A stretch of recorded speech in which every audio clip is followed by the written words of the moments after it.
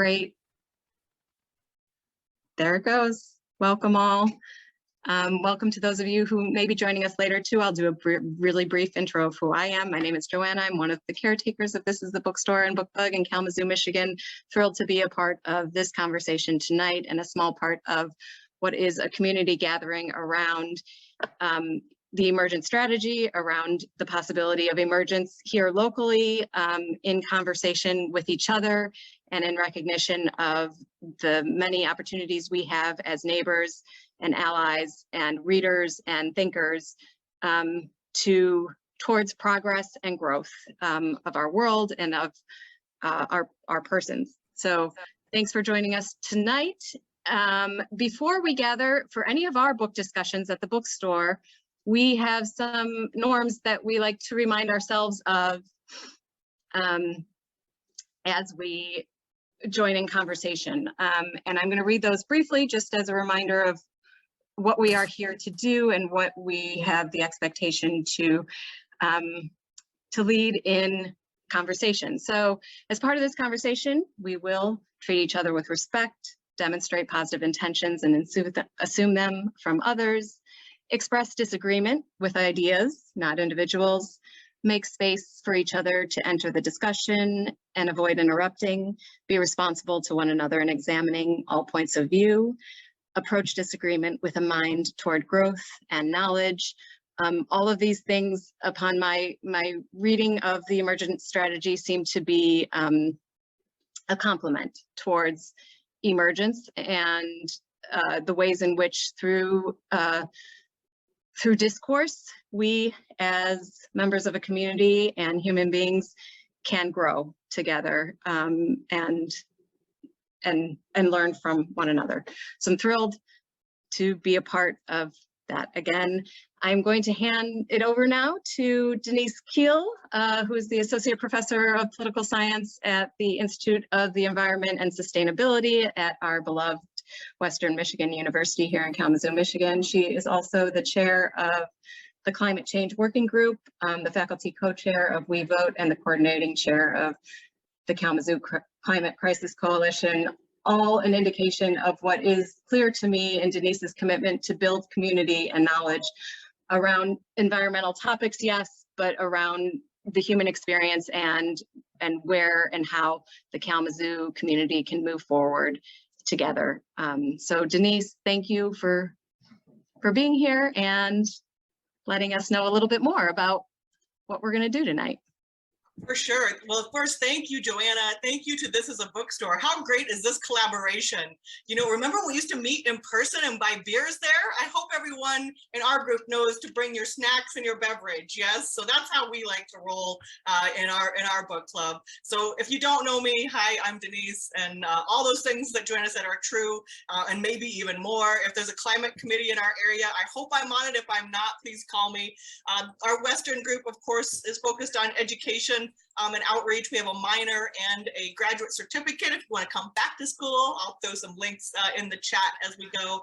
And if you're not already following the Kalamazoo Climate Crisis Coalition, please do. That is our larger now community organization. We are really focused on the swift and just transition to renewable energies here in the community. So please come and join us. We're a group of about 30 different affiliates and growing, and about 2,000 individuals that are trying to work on collective action. And we need every single one of you.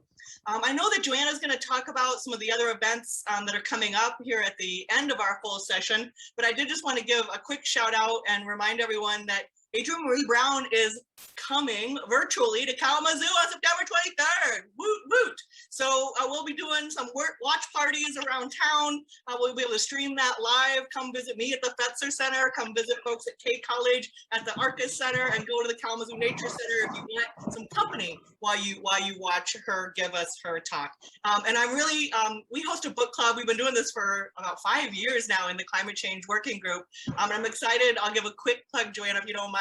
Our next book is going to be with This is a Bookstore as well. I just finished Thor Hansen's Hurricane Lizards and Plastic Squids. the fascinating and fraught biology of climate change. And I hope you'll all consider joining us for that book club, and we're going to get to hear from that author today. My role is going to be hopefully in the background today. I'm very excited to not be leading a discussion and to have some much more talented folks to do that. I'm going to be running a little bit of our technical support in the background. Please, I see everyone is pretty familiar with Zoom. Please put your questions, comments in the chat. I'm going to try to help our star, Denise Miller, monitor that and bug her with questions throughout. You can raise your hand as well.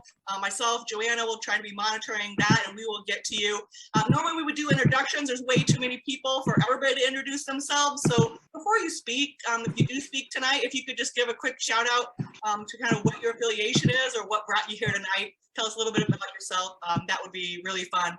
We will do breakout groups, class participation towards the end of the event. Those will be assigned randomly, and so we have that to look forward to. And I am going to hand things over to my good friend and colleague, Jenny Dozema.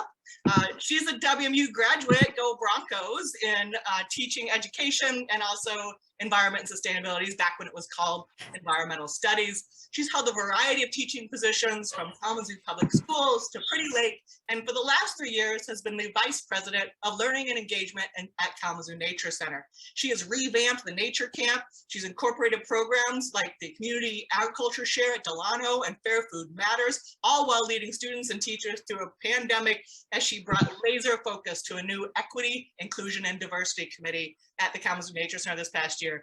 She's an affiliate member, the Kalamazoo Nature Center is an affiliate member of the Kalamazoo Climate Crisis Coalition. Jenny serves on that coordinating committee. So we thank her for all of her support in all of these efforts and in her leadership in bringing together this larger community emergent series to Kalamazoo. And so Jenny, if you wouldn't mind telling us a little bit about the series and what we're going to do. Geez, I've never had Denise introduce me before. It feels so good. Okay, thank you, Denise. And before I start, I also want to thank Donna McClicken, who kind of hangs out behind the scenes and watches people do really good work and finds ways that she can support them and help raise their leadership and highlight their work and make things happen in Kalamazoo. And it is like one of the most beautiful, lovely things I have seen in a supportive, action-oriented, hopeful, heart-filled person. And I'm glad to call you a collaborator and friend, Donna. Thank you.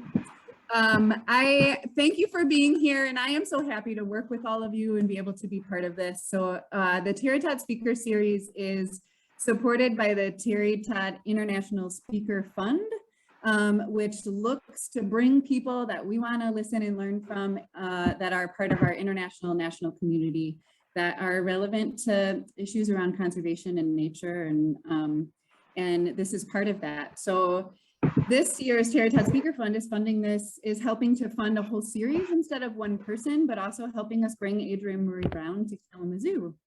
And this series was born out of a partnership and conversation with One Place, the Kalamazoo Nature Center, and Rooted Enrichment Center, where we really got together and asked ourselves who in Kalamazoo should give input on what we want to listen to and learn from Adrienne Marie Brown. And the programs came out of that discussion and asking people how they saw her work being relevant to their work. And so what you see when you look up, you'll see a link to the Emergent series. What you see was really decided on by all of those people who are putting on those programs, and we really like that.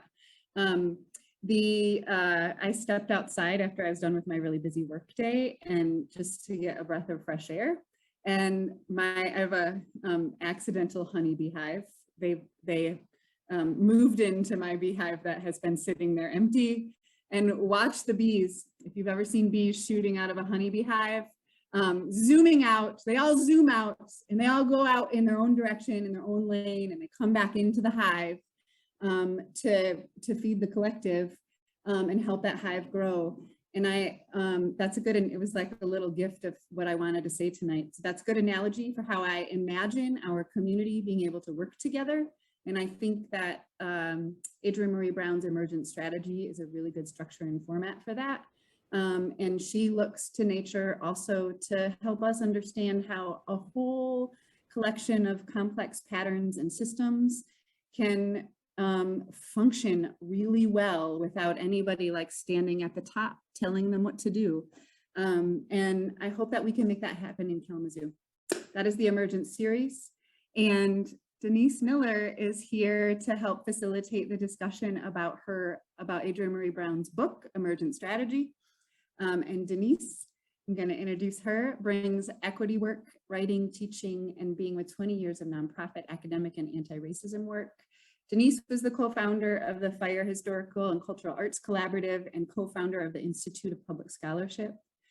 She's a well-regarded anti-racism and intersectionality facilitator and member of the Truth and Racial Hearing Transformation Team through the Kalamazoo Community Foundation and the Kellogg Foundation. Denise has facilitated trainings with the WMU School of Medicine, the Center for Diversity and Innovation at Kellogg Community College, and Arcus Center for Social Justice Leadership, among others. They are a poet and mixed media artist whose poetry has been published in the Offing, African American Review, and Blackberry magazine. They were named the 2015 Willow Books Emerging Poet at Arojo Waves Discussion Fellowship Awardee. Did I do that right, or is that an acronym? Yeah, they're finalists for the Barbara Deming Money for Women Fund and the Hedgebrook Fellow. Their work titled Core was released by Willow Books in 2015 and has since been nominated for a 2016 American Book Award and 2016 Pushcart Prize. Miller has been named a 2016 William Randolph Hearst Fellow at the American Antiquarian Society. Their chapbook Ligatures was published in 2016 by Rattle Press. Most recently, they won the Sexton Prize for Poetry. They have been awarded a 2020 Story Knife residency and have also been awarded a 2020 Martha's Vineyard Institute of Creative Writing Fellowship.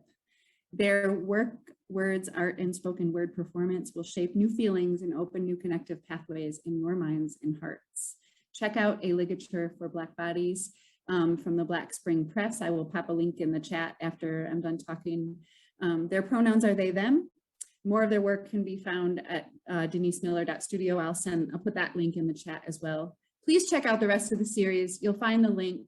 There are leaders from all over Kalamazoo and community members that are coming to connect together to think about how we can unite as a local community to address the climate crisis, build relationships with each other differently, and address community solutions together. So thank you all for being here, and thank you to Denise and Joanna.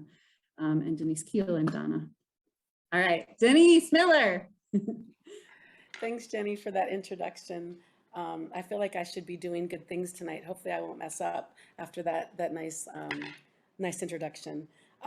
Thank you, Denise Keel. Thank you, Joanna. Thank you, Donna McClurkin. And thank you, Jenny, for believing in the work that I do and in believing in my presence here, helping to facilitate and make a difference. So I really appreciate that a lot. I would be remiss if I didn't start by thanking the ancestors. I want to really acknowledge the land that we're on, the land of the Potawatomi, the stewards of this land, who because they did, we are. I also want to acknowledge another ancestor, Sojourner Truth, who was an enslaved woman who ultimately took her freedom and secured the freedom of others, and who lived lived and died in Battle Creek, Michigan. So that's the land that I feel strongly about being on, the ancestors that I feel like I stand on here in this place. So I encourage you just to take a second to put your feet on the ground. Adrienne Maree Brown encourages us to get somatic, right? To connect with ourselves. So some of the things we do tonight may feel a little bit awkward or unfamiliar. I encourage you to stay present and to show up in the ways that are emergent and get comfortable being uncomfortable. So if you would, get comfortable however you'd like to. I like to put my feet on the ground. I like to put my hands on my thighs. I like to close my eyes. And we'll just do a few minutes of grounding to begin. So as you're able, get connected to something that's other than yourself. If it's some part of your body on the ground or on the couch or on the chair or wherever you're sitting or standing or laying, or however you show up in the world in terms of your body. Whatever you're connected to, acknowledge that that connection isn't just to the thing that you're on, but it's also a connection that roots deep into the earth, right? Our feet are on the thing, our legs are on the thing, our bodies are on the thing that we're on, but that thing connects to the ground, and that ground connects to the earth, and that earth connects to the center of the earth. Things always go deeper. And as you feel that connection and stay conscious of it, I encourage you to breathe in deeply so that you know that you're breathing in. So often we breathe without really realizing that we're breathing, and we don't know that we are breathing sometimes until we stop. So I encourage you, just take a long, deep breath in and release it. And as you're taking another deep breath in, breathe and acknowledge everything that makes you feel that you need to let go of by getting here tonight. Think about the things that you had to leave behind or rush to finish. Breathe it in and then breathe out those things so that you can let them go and be present here. Acknowledge them. Know that they'll be there when you're done. And as you breathe in and out, I'm going to let you do it at your own pace now. As you breathe in, acknowledge any apprehensions you have, any uncomfortableness in your body, any soreness, anything that would keep you from being fully present here tonight. And as you acknowledge that, and let it know that you see it or feel it, and as you breathe in, breathe into those places, into those feelings, and expand your thinking, expand your body, expand the space that you have. And exhale and make space for those things that show up tonight that again allow you to be present. And as you're breathing in and out, again, acknowledge that connection that you have to the ground. And as you move up in your body, acknowledge the center of your belly where your emotions lie. And notice and feel what you feel right now. What kinds of emotions are you feeling? Are you feeling excited? Are you feeling nervous? Are you feeling calm? What are those emotions that you're feeling? Breathe in and breathe out and acknowledge them. And as you acknowledge them, move up in your body as you're breathing. And move up from those emotions to your heart center. And as you're breathing in and out at your heart center, think about how those emotions drive who you are and how you show up. Think about how they ignite the things that you believe in, the places that you go, the spirit that you bring, and feel that breathe and beat into your heart. And as you feel that beat into your heart, move to your lungs. And as you're breathing in and breathing out, think about that breath and that relationship between your heart and your lungs and how that relationship moves you. And think as you're breathing in and breathing out, take that breath up to your throat. And as you take that up to your throat, think about the things that you would like to speak that sometimes you don't, out of fear or out of apprehension or out of not knowing, that would serve the space tonight. And think about how you would like to show up based on that heart center that you've just thought about. The things that bring you here, that bring you to the things that you care about in the world. And think about turning those things into speech. All of those things that are for the highest good of the work that you're here to do, the work of climate change and working to shift that, or working to work with it, as Adrienne Maree Brown would say, working to survive and thrive that shift. And think about the words that matter in that space. And as you move up to your head with those words, all the parts of you that are talking yourself out of speaking, out of being present, out of participating, breathe those out of you. And breathe in the heart center.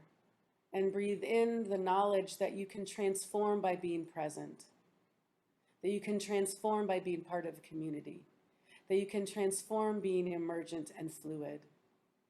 That you can transform by being in discomfort and moving through it. And now as you're moving through and thinking of those things, breathe in and breathe out a couple of more times at your own pace. And when you're ready, open your eyes and come back to the space.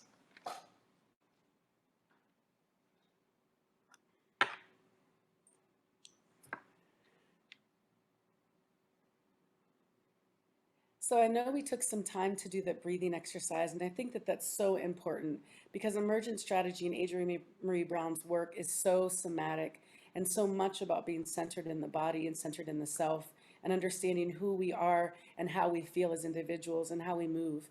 I don't want to assume, I mean, I can see some people, so I can see a show of hands. How many people have gotten into the book a little bit at least, if not read it all? Just kind of gauging a little bit. I have, you know, my professor self has a little PowerPoint situation if we need it. And I think what I'll do initially is just pop up a couple of at least the Emergent Strategy principles so that we're kind of on the same page. And then I'm going to dig in a little bit deeper. So let me go ahead and share this with you. First, I want, and I think it's really important to see Adrienne Marie Brown, see what she looks like, see how she shows up in space, right? We all showed up here because we care about what's happening with our climate. We care about community, and we look to Adrienne Marie Brown's book as a guide. And so I want us to not only know that we're looking at Emergent Strategy as a book, as a guide, but we're looking to this particular person in all of the ways she looks and shows up. One of the quotes that I really value in Emergent Strategy is, "The future is not an escapist place to occupy. All of it is the inevitable result of what we do today. And the more we take it in our hands, imagine it as a place of justice and pleasure, the more future knows we want it and that we aren't letting go." And what I want you to really think about tonight as we're moving through is the future is not an escapist place to occupy. All of it is the inevitable result of what we do today. And that today is not some vague space. It's not sometime. It's right now in this particular moment, tonight at, I don't know what time it is because I have my screen. Let's see, tonight at 5:53. It's what we do today in this moment, in addition to these other moments that make up our life. And the more we take it in our hands, and the R is all of us in this space, imagine it as a place of justice and pleasure and other things that you imagine it to be, the more the future knows we want it and we aren't letting go. So that commitment is really important tonight. So I'm going to jump in really quickly. And I know that Denise, Jenny, Donna, Joanna, you'll let me know if somebody has questions since I can't see everyone. Please feel free to ask questions as we move through this. I'm not a lecturer. I don't like to lecture. And so I really like this to be participatory, and I do have questions, and it's going to be a very participatory evening. So here are the Emergent Strategy principles as Adrienne Marie Brown outlines them. And what I love about her also is that she takes these principles from many different sources, many different teachers, okay? So small is good, small is all. The large is a reflection of the small. Change is constant. Be like water. And as I'm reading these, just kind of feel what you feel inside of yourself as you hear them. Are there ones that jump out to you that you love? Are there ones that confuse you? Are there ones that make you a little uncomfortable? Feel what you feel when you're hearing these. So again, small is good. Small is all. The large is a reflection of the small. Change is constant. Be like water. There is always enough time for the right work. There is a conversation in the room that only these people at this moment can have. Find it. Never a failure, always a lesson. Trust the people. If you trust the people, they become trustworthy. Move at the speed of trust. Focus on critical connections more than critical mass. Build the resilience by building the relationships. Less prep, more presence. And finally, what you pay attention to grows. And so I would love if you really quickly, I don't know if people are putting things in the chat yet, but I would love for you, if you can really quickly, which one of those, and we can take maybe 4 or 5 people just shouting it out or putting it in the chat, which one of those principles really grabbed you in some kind of way? Sorry.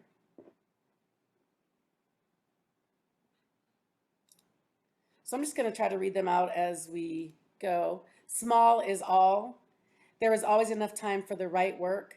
Less prep, more presence. Wonderful, like saying there's always more time, less prep, more presence. There's a lot. I love what you pay attention to grows. Move at the speed of trust. Trust the people. Okay.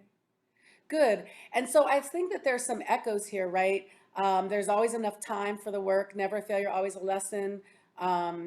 Trust the people.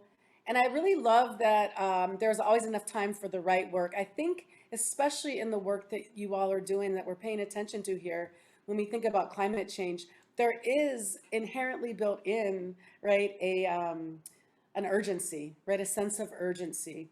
And there's the kind of urgency, I don't know how many people have read Octavia Butler's Parable of the Sower, right, which a lot of what Adrienne Maree Brown really bases her work on, right? But there is that sense of urgency. The climate is, I mean, things are changing, they're moving, whether or not we want to pay attention to it, right?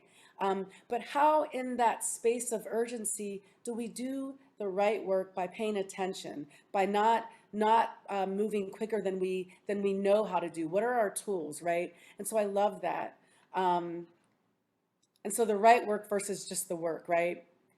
Good. So a lot of you read Parable of the Sower last summer in Climate Change Book Club. So I'm going to be referring to that on and off this evening. So I'm so glad you have. So we got in the room a little bit of what grounds you all, and again, a lot of similarities, which is really beautiful. What I want to do now is kind of move to. Oh, I love that, John. Thank you. The work is the journey is the work. One of your favorite quotes from the book. And I absolutely love that quote as well. And I think it really resonates tonight, right? So I want to move on here. See if I can get this. I picked out a couple of principles that are so important to me to kind of set the scene for tonight. I know that you all are going to have an opportunity to get to see Adrienne Maree Brown and have conversation. And before we leave tonight, I want to remember to ask you if you have any questions for Adrienne Maree Brown. And I think Jenny's going to field those questions, whether it's via email or something like that. But so that means that I don't have to focus on everything, which is great, right? Like we can focus on particular things and kind of move through them. And so because I think this this principle is so important in thinking about the work that you all do and thinking about the work in community, those of you that are coming from different organizations, or maybe just coming in as individuals, and that there are other organizations and individuals and community working around the same issue, that we really figure out how to emerge in this space around what the conversations really should be. So the principle, is there is a conversation in the room that only these people at this moment can have. Find it. So there's a conversation in the room, this room, that only we can have at this moment, the we collectively, all 37 people that are participants can have. Find it. And ironically enough, even though I'm leading this session, it's not my job completely by myself to find it. It's our collective job, and that's the work that we're going to do tonight. Okay. So of course I have some prompts to help get us there in this conversation, and hopefully this conversation will just spur more conversations, right? So let's go ahead and move on. Oops, sorry, my mouse is. So what is our conversation today, and how do we find it? And the first thing that I want to think about is looking at us individually. And there are a couple of questions I want to ask of you as individuals in order to figure out where we go with the conversation tonight. And so I'm taking that other principle, small is good, small is all. And I've cut part of that out and just done this first part right now. Small is good, small is all. And if we look at what Adrienne Maree Brown talks about in Emergent Strategy, she talks about fractals, right? She talks about the small as a reflection of the big. And I'm looking at us each tonight as individuals as the small, right? The individual small, and how then that makes up the collective. So You're going to get to know yourselves a little bit. If you haven't already asked yourselves these questions, you're going to now. And then I'm going to ask you all to sort of chime in the chat and or out loud the answers to these questions so that we can get a sense of who we are in this space and how we got here. Sometimes when we center around an issue, we don't really get to know the individuals that are working within that issue, right? We just jump in and sometimes with that sense of urgency. So let's see who we are. So I'm going to ask you, I'm going to put this in the chat as well. When did you enter this work and why did you enter this work? Okay, those are the first questions, and I want you to take maybe 3 or 4 minutes to answer them. I'm going to pop them down here in the chat. When did you enter this work and why did you enter this work? What got you here in this moment tonight, right?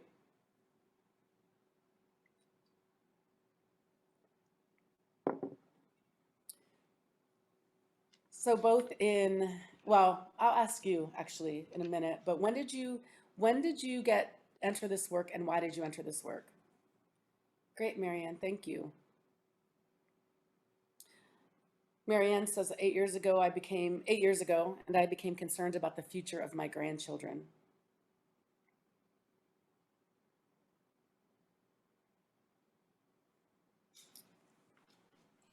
Denise, are you taking questions both out loud and in the chat? I am, definitely. I mean, comments, answers. Yeah. Go ahead, Jenny, please. For me, it was also my children, I think, and having children and thinking about what world they were entering into, and also recognizing how much being in nature did for me personally. Nice. So both you and Mary Ann looking at children and grandchildren and their futures, and your own relationship with nature, Jenny, too. Thank you. Again, Jeff says the same thing about experience in nature. Denise says, when I was in college, I wrote an undergraduate paper on UNFCCC formation. So getting that sort of academic head, right? And then getting to the heart of it. Excellent. I don't know when, Nikki says, I don't know when, but I saw the mountains changing, the heat rising, the fires, and our fears of the fires. Yes, I spent a month in Alaska and I got to hike to some of the glaciers, and the people there just, they're lamenting how over time they've seen the glaciers just shrink and shrink and shrink. There have been many entrances for me, Catherine says. 25 years ago, I started majoring in environmental science, learning about climate change. Heather says, I started feeling concerned about the environment when I was in middle school, started an earth group back then, realizing that there was a lot of environmental injustice, though I never would have used that language back then. Anna says, through becoming passionate about agriculture in college. Joanna says, when I became overwhelmed by the work, I thought I was supposed to produce and started reckoning with the destructive model of capitalism. And Denise says, why? Because of all of you in our future. And I'm sorry if I missed some people. It's flowing and I love it. And I love that we're populating that. So as we're talking, you're getting a sense of who you are in this space and who you're here with, right? And so that's really, really important. The next piece of the question that I want to ask is, let me get my questions up here. So what tools did you bring with you? And who were your teachers? That's the next questions I want to ask. What tools did you bring with you when you entered this work? And who were your teachers? Oh, and what knowledge? So tools and knowledge may be similar things, right? Who were your teachers?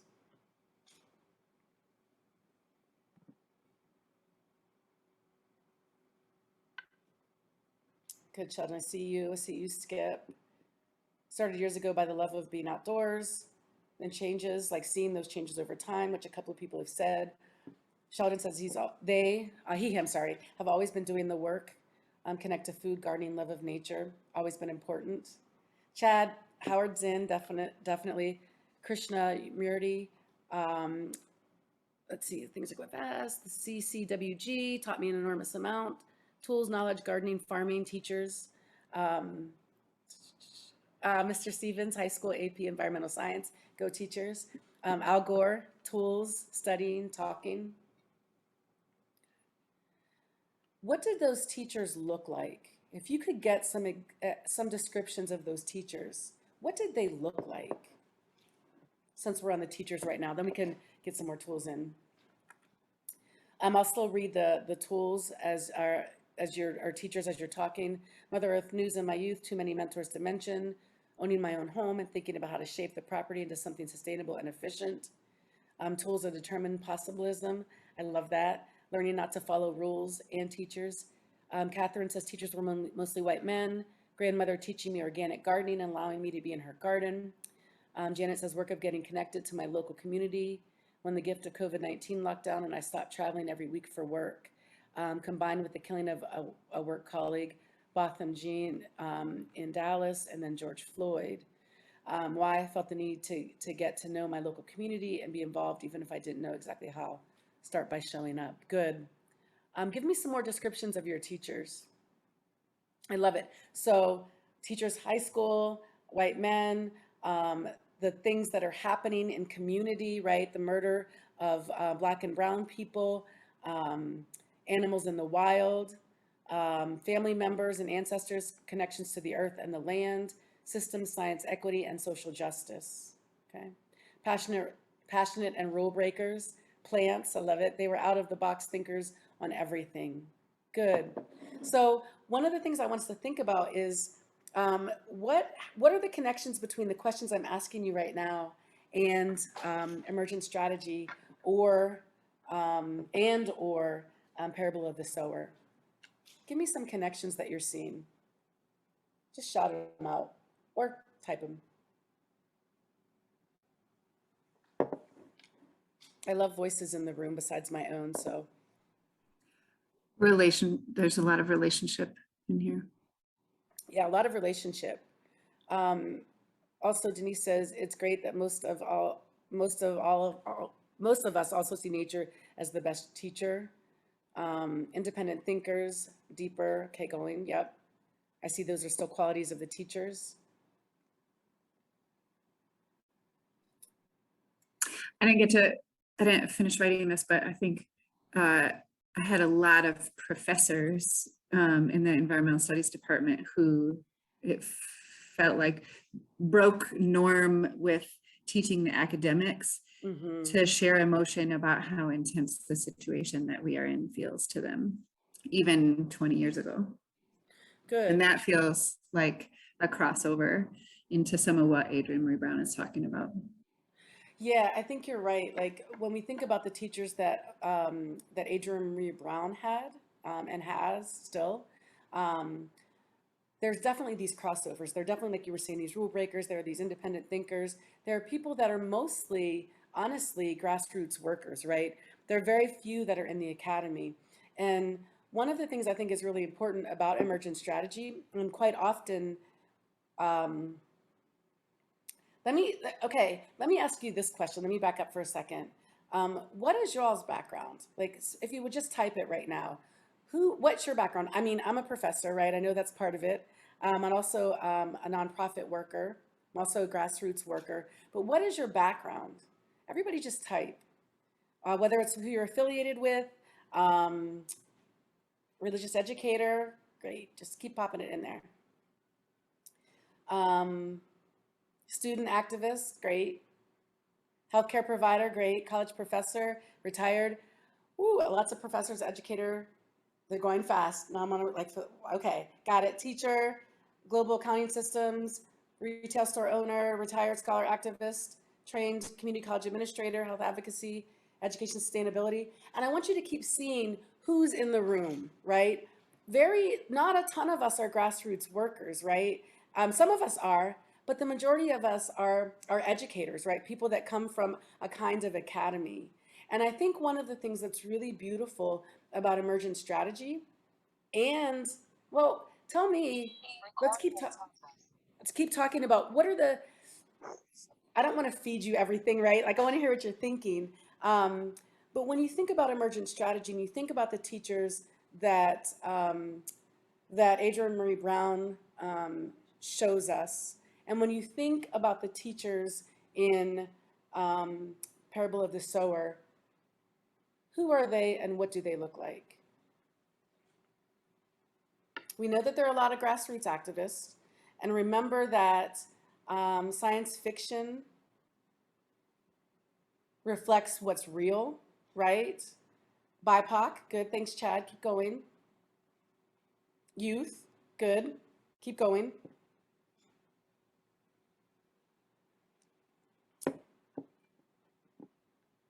Science, earthling, I love that, thank you, yep. Elders, female, polyamorous, women, people with experiences.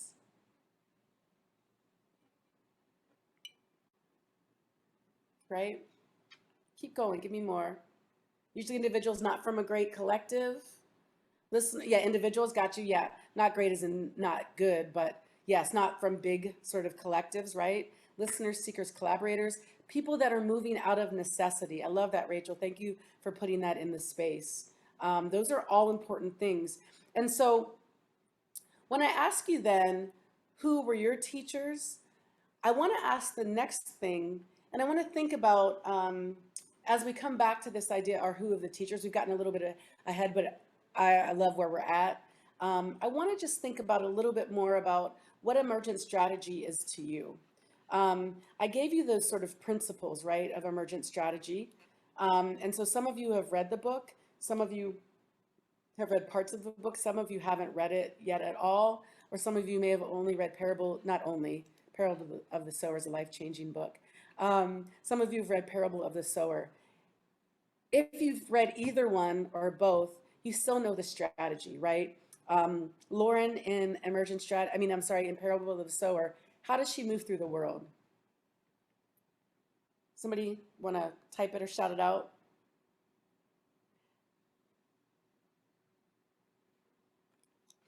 She definitely felt empathy, and even deeper, right? She had hyperempathy, which is so important, right? I want to talk about that a little bit. But yeah, Anna, she definitely moved through the world with empathy. She moves through a world, and I'm not done reading Parable of the Sower. I'm about 3/4 of the way in, so no spoilers, please. But she moves through this world of like threat and distrust and danger, with an openness to trust people around her. Yes, that goes back to that principle of when you trust people, they become trustworthy, right? Like there's so much. I mean, as we're moving in community here, I encourage you to think about who are the people that you trust, who are the people that you're open to trusting, and who are you reluctant to trust? Time and time again, even in emergent strategy, right? Moving in groups with people, there's a kind of way that Brown talks about having to learn how to trust people. And one of the ways to learn how to trust people that she brings up is really like, what do we know about people, right? Like, that's why I asked you those individual questions in the beginning. Who are you? And once I learn who you are, then we figure out what those places are that we can meet. What are those human places, right? And I think that that's the same thing that happens in Parable of the Sower. Lauren is one of the most discerning people in the book. She carries the gun, and she uses it when she needs to. She carries the knife, and she uses it when she needs to, right? But she also looks at people and tries to see who she can trust, even though the rest of the people around her are sometimes saying, why are you inviting them into the group, right? She doesn't exclude anyone until they show her that she needs to. Does that make sense? It's not a sort of a front end exclusion. So, and you think about that, and you think about this next question I want to think about here is, who is in your community, right? You're all from a couple of different organizations, right? Who is in your community or your organization? Who do you let in?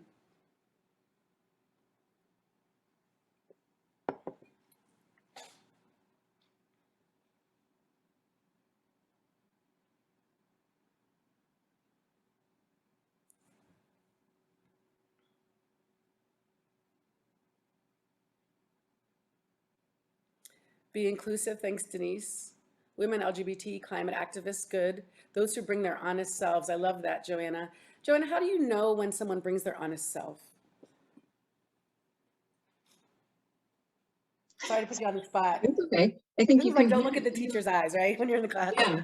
As a human being, I think you hear and feel it. It's not a formula. It's something that is visceral. You understand on a human level when someone is speaking their truth.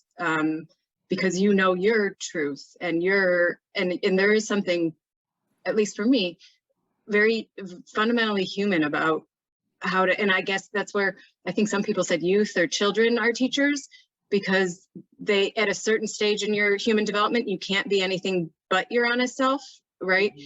And sometimes, at least like our socialization process, it can encourage you to not show that, but for several reasons, right? So, or to play a part that you think you should play, especially when you're working in an organization or towards a supposed like strategic goal that you would, you know, when when you have an inauthentic energy towards any work that you're doing. Or I think if you're invested in the work, it's your honest work, and somebody else is bringing an inauthenticity, or it's a threat to that growth that you are invested in because you feel it.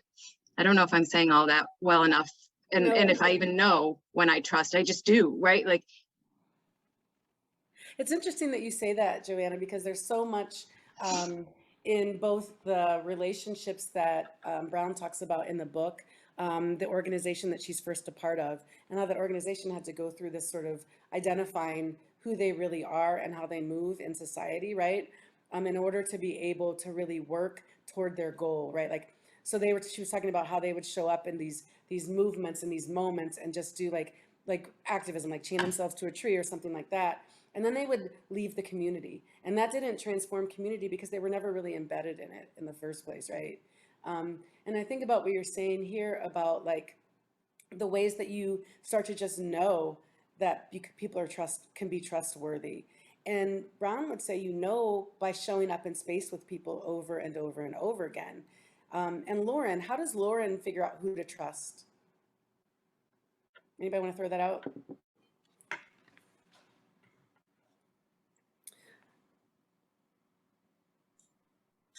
It's kind of like who shows up, right? Yeah, tell me more. Who shows up and keeps showing up? You know, she extends an invitation and whoever accepts it and then keeps being there, I guess. No, that makes sense. So who shows up? We trust, and I'm going to say we as a general. One of the ways we trust people is if they show up to the spaces that we're in, doing the work together, right? Yeah. What do we? She trusts also, I think, by watching the way that people care. She pays a lot of attention to people around her and watches the way that people care for each other and thinks about the resources they offer to her ultimate goals, I think, too. Yeah, I totally agree with you. So how, in both those ways, is something emergent, right? Like, she talks a lot about fractals. She talks a lot about the dandelion, which I absolutely love that metaphor. So how is this way of trusting an emergent way of trusting?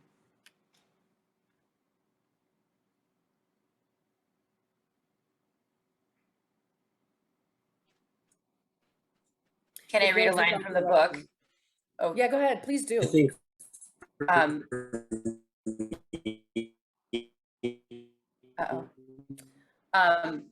Emergence is the way complex systems and patterns rise out of a multiplicity of relatively simple interactions. So it's looking at those individual interactions in their own context and then building them together to make the whole picture and integrating that to decide. So I love that how you use that quote and you talk about it's a multiplicity of, will you say that part again, Rachel? Emergence is the way complex systems and patterns arise out of a multiplicity of relatively simple interactions. That multiplicity of relatively simple interactions, we can look at nature and we can see how that happens, right? Clearly. We've got the science here of climate change for sure, right? We've got the brain part of climate change. That multiplicity of interactions, simple over and over and over again, becomes really the emergent piece, right? And if you have this multiplicity of interactions, and we can look at We can look at Lauren in that same way, right? That multiplicity of interactions that she has by being with people. That sort of emergence not only tells us who to trust, but what else does it tell us?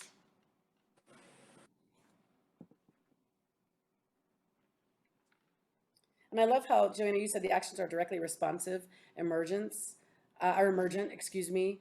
I love that somebody talks about Catherine, it builds without direction. I said that. It's about relationships based on relationship, a bunch of smaller interactions. Trust at the start for me is part feeling and being with someone, then becomes more of an assessment based in those interactions and how I'm willing to be with them. Denise says it tells us what we need others to bring. So yeah, those interactions are all about, I think, everything that you've said, right? It teaches us what we need others to bring. It also teaches us what we need to bring, right, to the moment.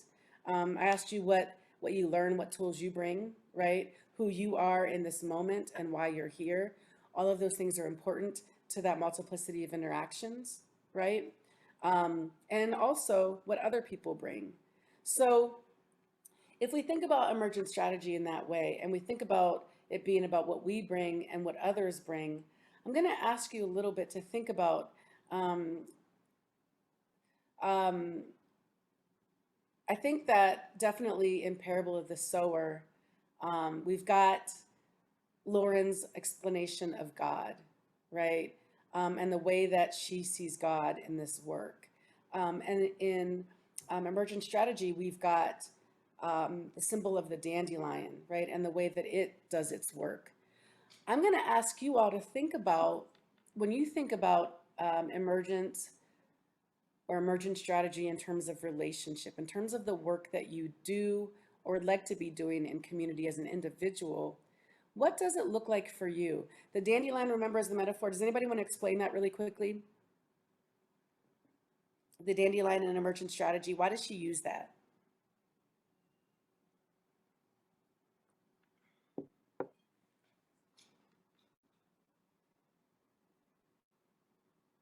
Who's read it? Again, now you don't want to raise your hands, I bet. Who's read it?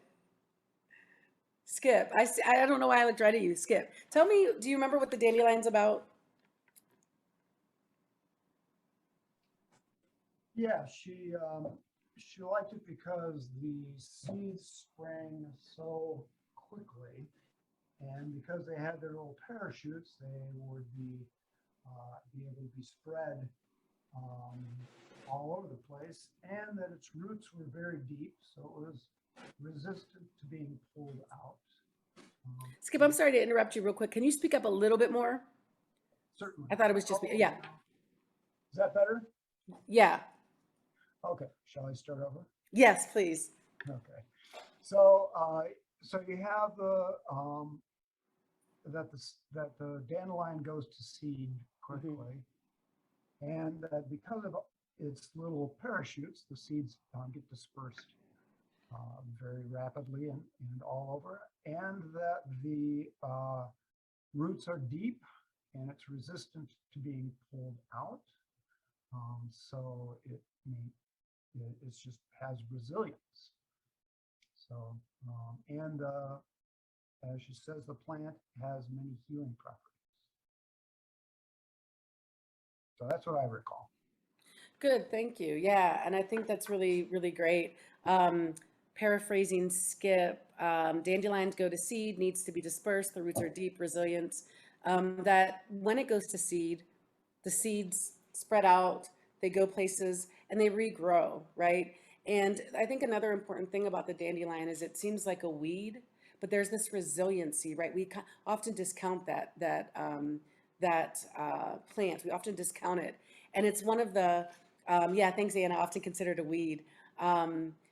So it becomes something that knows how to survive, and knows how to survive not just by staying in its place, but moving, right? Being resilient, being spreading, right? And so that requires relationship. And I think that's one of the things I really love about her example of the dandelion, that it requires a relationship, not staying in one place, not becoming resilient and propagating because it does propagate, because it does move. I love that, Joanna. It embraces the environment and adapts to it. Good. So as you're thinking about the dandelion, I'm going to ask you individually to think about what your object or image of this emergent sort of strategy that you think that we need. What does it look like? What is it? I'm going to ask you to stretch your mind a little bit and get creative. It can be an object that exists, like my mouse here. I'd have to really do a great job explaining it, or it could be something that, a visual that you create that you want to explain. But I'm going to ask you to really dig deeply and think about what you see and how you see emergent strategy, or how you see emergence in this work. What does it look like for you?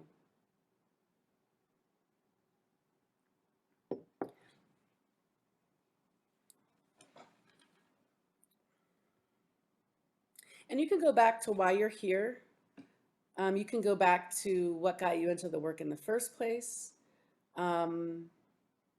You can kind of root yourself in any of that stuff that's sort of the center of you.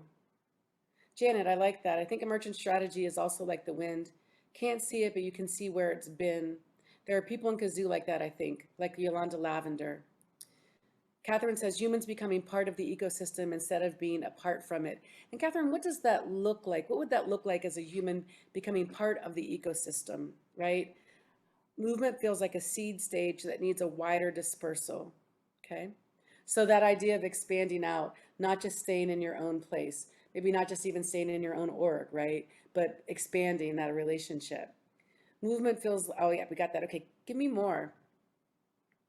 Meeting people different than me. Thank you, Rick, definitely. In what ways is that possible? Think about the community that you're in.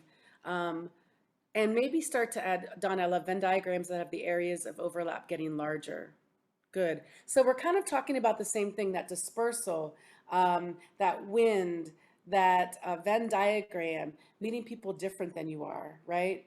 All of those are, so you have this sort of consistent idea that this movement, this work needs to expand, building a large web of community connection. Maybe everyone taking individual accountability for their relationship with the ecosystem and sharing their experiences and contributions with others. So we've got this individual responsibility. We started with the small, and now we see how it goes to the big, right? Rachel, you want to show tattoo? Just a sec. Yeah. I love this show and tell. Okay. Can you see it? Sorta. Okay, kinda. Okay, yeah, go ahead and describe it too. So I got that tattoo 12 years ago, almost 12 years ago when I graduated grad school, and it's based on a paper, the author C.S. Howling, about panarchy. So I'm reading Emergent Strategy, and like, this is what my tattoo is. It's about, the image is about how individuals have small actions and actions in relationship with other individuals, and those compound into actions within community, and those inform and influence our structures. And then those big structures cascade their influence back down onto the individual behavior. Mm-hmm. And I've never really, I just am having this experience reading this book where like every line I'm like, but yes. Exactly. And so that's why I'm just so excited to be in community with all of you who are all reading this and like thinking about it this way, and learning to have some words to put around it. So and thank you. Rachel, can I? Yeah, go ahead. Can I respond to Rachel? I love that you showed a work of art on your body, or that you perhaps drew or someone drew, because when Denise kept asking, what do you see? For me, right, I'm not an environmentalist. I love the environment, and I knew I was supposed to be thinking about the ways that I should like look at nature or be in nature, but I kept seeing art. And the role of art for me in the potential transformational or emergence is crucial. And I think, I believe that it's crucial to the human experience. So like either the making of art, when I was visualizing, Denise asking, how do you see emergence? I see an artist at work, or I see in a more positive way, like me at work in the work that I love, right, which is artistic at its core, and or the work that moves so many of us, I think, in all forms, you know, whether it's visual or the written word or music, or so. I love that you showed us that, because I was like, there's the art, right, as a not more than a symbol, like as a necessary response to and like and mover of growth. It made me think about a piece of art that I made in when I was going to textile design school, that is an image that I've carried for a long time, which is a tree with all of its roots grounded. And the piece that I made actually got grounded in the town that I was living in at the time, going to school. But then there's this big trunk, and then all of the leaves go through all of the seasons, including the bare leaves falling off, and that then nurturing the earth again to grow more trees was just the image that came to mind for me. This tree strongly rooted, and in fact the roots go deeper, usually go deeper than even the canopy of the tree, and recognizing that that's what we draw on is the image that came to mind for me as soon as you asked that question. Beautiful. Thank you, Sheldon and Joanna and Rachel. Jenny, do you have your hand up? I do. I just, sometimes the funniest analogies pop in my head, but for some reason while you guys were talking, it made me think of the images of the kids' allowance jars that you used to see, where it was like, this one's for you, this one's for someone else, this one's for your job list that you're going to share with your parents, this one's for the things you're going to do for your siblings. like the helping kids try to learn how to divvy up the way they are accountable to the world and themselves at the same time. I feel like that's some of what Emergence asks us to think about in terms of our impact on ourselves and each other. I really like that a lot. One of the things that I keep coming back to as y'all are talking is in Parable of the Sower, we talk about empathy, and we talk about hyper empathy, right? And like, where is that hyper empathy that comes in that shows that relationship between not just, we know that if the planet doesn't survive, we don't survive. There's still a separateness there, right? Like, if the planet hurts, if a tree gets cut down in a forest, in this case, Lauren would feel it, right? Or if a person gets hit, Lauren would feel it. It would feel like it was hitting her. Where is that synonymous relationship with us, and not just us and the environment, but us and the people around us? The book spends so much time, honestly, talking about the relationship to people in order to mitigate the relation, or mitigate what is happening with climate change, right? Does that make sense? The relationship to people and the relationship to how we solve problems and how we look at what resources are and how we look at where we're learning. That's what really both Emergent Strategy and Parable of the Sower land on, right? We can't refreeze the glaciers, right? We can't do that. So what do we make and create in order for us to survive otherwise? Does that make sense? So I think so often we're like, how can we stop this from happening? And definitely we want to shift that, right? We want to shift how we're harming the planet.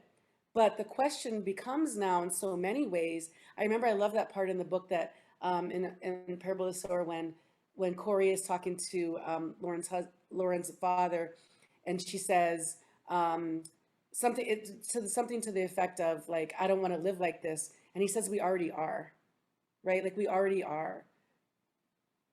So I want us to get into groups pretty quickly. I know we just have a few minutes. So I'm just going to give you a task. We have till 6:45, is that right? Okay. I'm going to give you a task in your groups. And I'm going to ask you, one, to report out again, maybe digging a little bit deeper, the reasons that brought you here, okay? And I want you to dig deeper, and I want you to think about it not just on the empathetic level, which is, and I know this sounds weird, I'm not minimizing your relationships with your children or grandchildren or anything like that. That's a kind of empathetic relationship, right? But what is your hyper empathetic connection to this work? What is irrefutable? What is intimately connected that if something hurts or if someone hurts, that you feel it in ways that could stop you, right? Like, so what is it, what is in it for you at the heart level? Does that make sense? Okay. And for those of you that it does in the groups, I urge you to push a little bit and really dig deep to help other people in the groups, if maybe that aren't seeing it right now, to see it. So what is that? And then as you share that out, I want you then to share, I want you then to develop in your own minds an image that reflects emergence or emergent strategy for you. What does it look like for you? And then finally, how do you want to apply it? So you talk a lot in these groups, like in the general chat, that idea of community, of expanding community, of the wind blowing out, or all of those things. So there's clear that there's an expansion component to emergent strategy. So I'd like for you to think about who do you need, or what do you need to include in your movement that you're, or in your work that you're already doing? Does that make sense? Who in community, what resources, who haven't you connected with yet? And how do you expand? So what does it look like? What's your heart stuff that's in it? What does it look like? I'll put this in here. What's your heart stuff?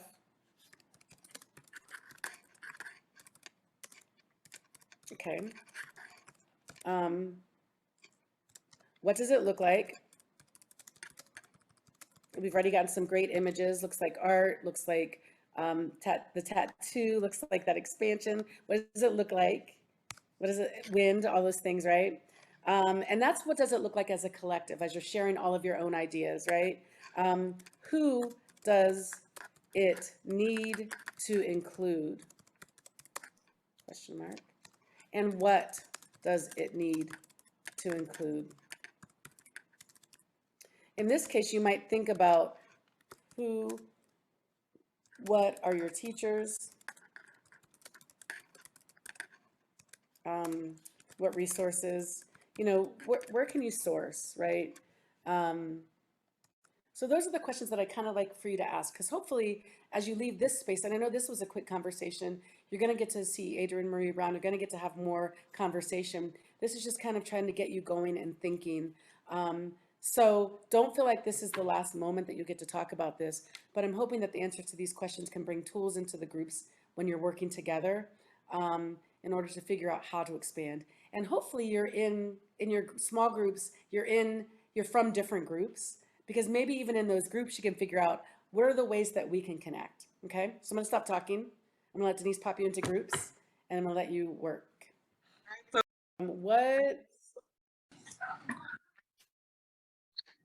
Welcome back, everyone. As you come back in, remember to mute yourself. It doesn't do that when we come back, so I will try to be on it here.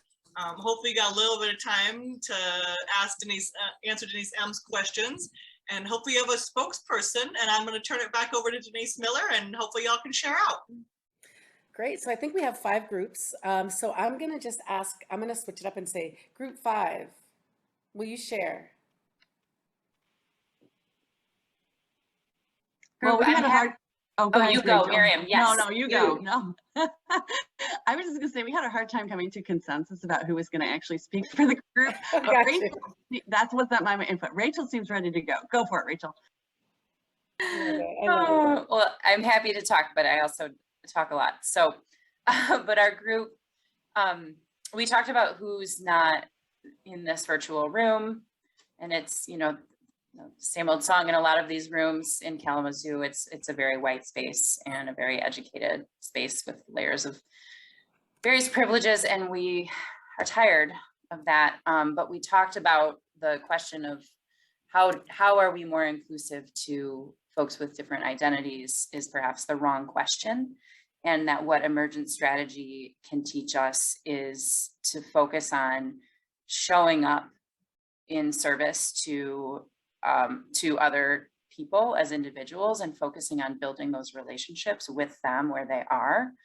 And that multiplicity of relatively simple interactions can build a more inclusive movement, hopefully. So that's a kind of a new approach to the strategy that we talked about trying to take lovingly. I love that. Thank you for sharing that, Rachel. And one of the things that comes up just really quickly is often when we don't necessarily, when we think about showing up, we often think about showing up in a space that, and this is not what I'm saying, what you all are saying at all, but when we show up as service to others, we often think that they need us. So remind yourself that that the people that you don't see in the room, like the people in the encampment, have been living with and working with the land and surviving on the land forever. And so just a reminder, like you showing up for them doesn't mean they need you. You might need them. Good, thank you. Go ahead. Let's go to group 1 now. Let's just go.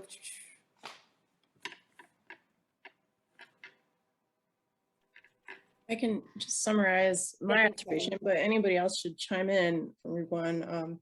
I think we only got through 4 people, but with all 4 of the people who shared, there was sort of this underlying current of sympathy and empathy, right? So empathy with yourself and identifying with the self-care parts of emergent strategy, and empathy with nature and with the community and understanding what your role is in this community. Empathy with students and trying to communicate about climate change with them, and the complexity of it with all these social and racial issues that are going on today, and empathy with our community and small businesses, and understanding that, you know, everybody's been differentially impacted by COVID, and that also cascades to the climate crisis because of just so many different things that are interconnected. So that interconnectedness and empathy were the takeaways for me, but I'd love to hear if our group had other thoughts.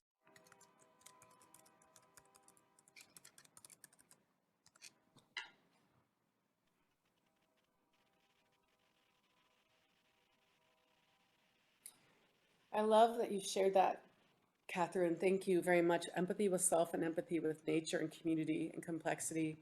That interconnectedness, I mean, that having that empathy helps to start to build that interconnectedness, right? Like not sympathy, sympathy with the self, like understanding, oh man, you need something, self, right? And then empathy with these other people and organizations and land and places. And then I encourage you, like maybe that sympathy and that empathy together make up that hyperempathy. I'm not sure.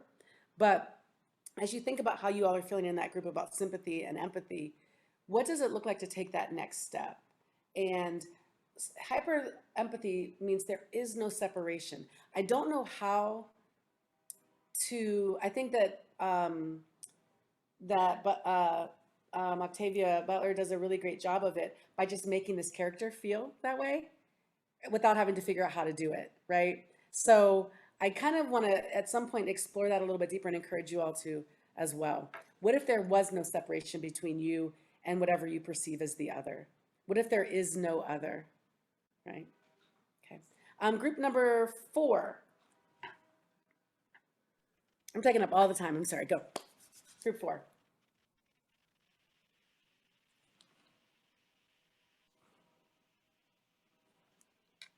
Oh, there's no group 4? No, I'm just joking. Is there? What's group 4?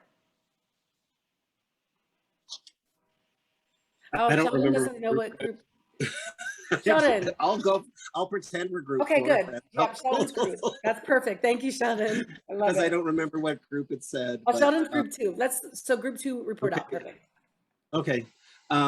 I think we at the end really came to into this conversation about the spirit of the work and this idea of spirituality and how that is so incredibly grounding, and spirit and spirituality from that larger context of what does spirit mean, and certainly thinking about the parable and this idea that she listened to her inner voice, her own God, and then brought that message and found other people that resonated with. And I feel like in many ways that's even just what this conversation is about, is how do we keep bringing people in with the understanding that we're talking about something that is tangible and meaningful to us and tangible and meaningful to the world because we're talking about it, and bringing them along on that. Hopefully that was appropriate. No, I love that, Sheldon. Thank you for sharing. There are many answers, right? There's no one right answer, which I also love. There are many answers. But I encourage just a little shift in the way that you name it, right? Like when I was talking about the other, I often say to people, instead of saying, I want to learn from people who are different than me or different than I am, I want to learn from people who I'm different from. I know don't end on a preposition as English professor, but you know, like that little shifts things, right?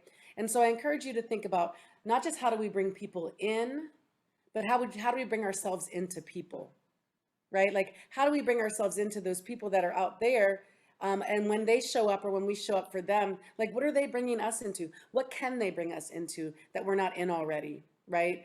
That reciprocity of relationship. I know we're running out of time. Whatever group jumps in to share.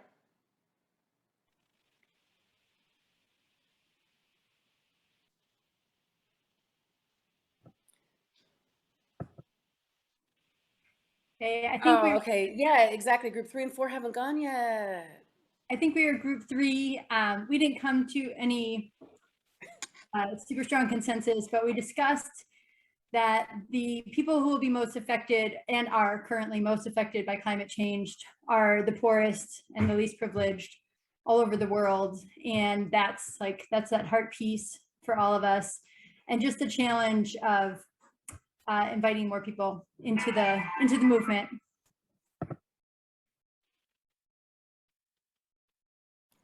Yeah, I really like that. Was that Heather? Yeah, okay. I recognize voices. Cool. Thank you, Heather. I really like that you shared that. And thinking again about who are the least privileged, and how does that collective work, the collective emergence, work with and facilitate that shift in how they're impacted. The interesting thing is that oftentimes the most marginalized are the people that know how to live with the earth, but unfortunately that earth that they're living on is disappearing because they're usually relegated to the least of the earth. Does that make sense? So what can we learn from them, and what can they learn? What can we do together? One more, and then I know, gotta go. And you have an assignment. I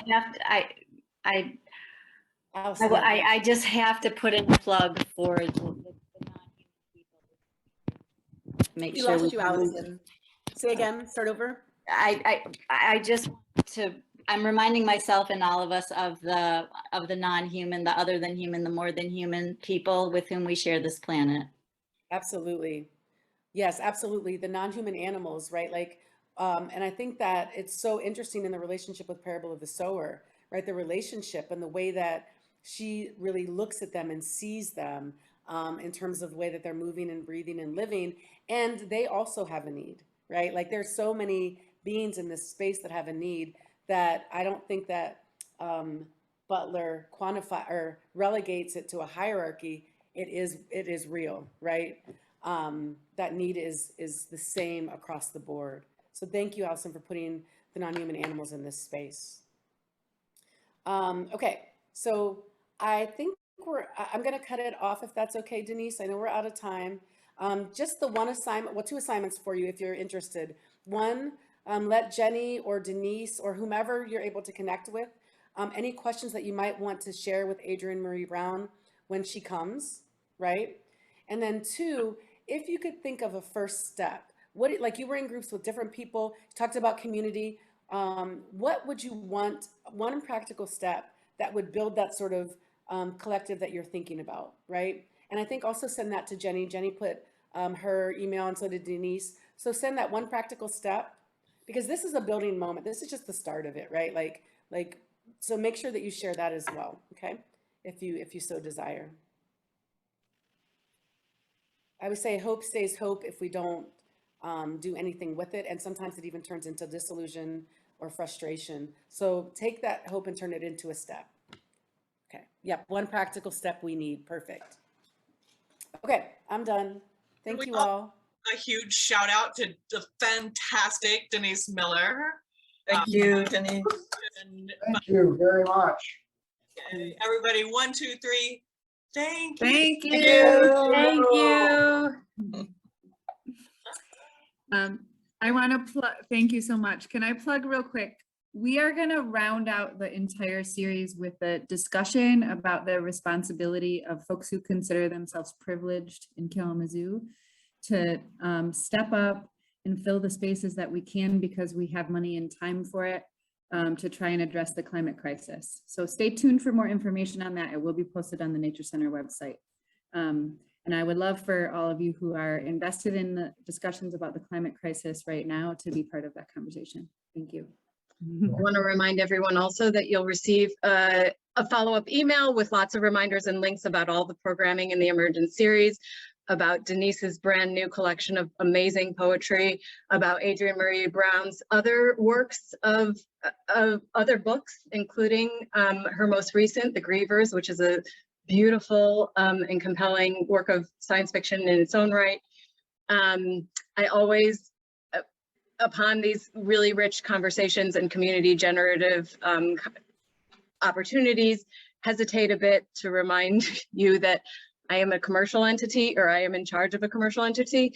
It is one that I hope and I am committed to contributing towards a healthier form of commerce than the many that we have in our world today. And that is the sole reason why I do remind you that we are here as an independent bookseller and offering art in the written word and an opportunity for more conversation in space as we are able to, when and if responsibly again. So I thank you so much. I am going to place into the chat the link for Adrienne's books and Denise's book.